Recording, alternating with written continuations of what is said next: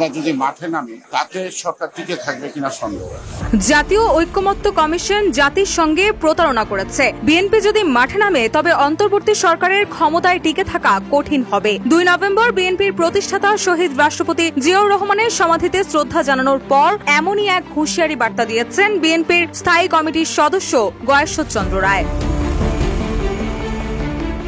তিনি বলেন, ঐক্যমত্য কমিশন জুলাই সনদের স্বাক্ষরের পর যেসব পরিবর্তন এনেছে তা নিয়ে সরকার নীরব আছে। জুলাই সনদ ইস্যুতে জাতির সঙ্গে যে প্রতারণা করা হয়েছে সেটি জনগণ বুঝেছে। বিএনপির এই নেতা আশাবাদী অন্তর্বর্তী সরকার জুলাই সনদের পরিবর্তন নিয়ে তাদের ব্যাখ্যা পরিষ্কার করবে।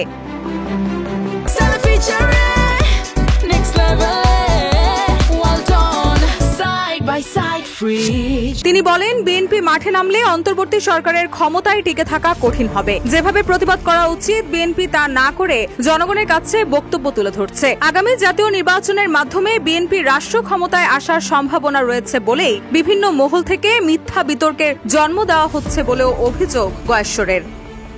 রুশা সুর, নিউজ ডেস্ক, ইত্তেফাক।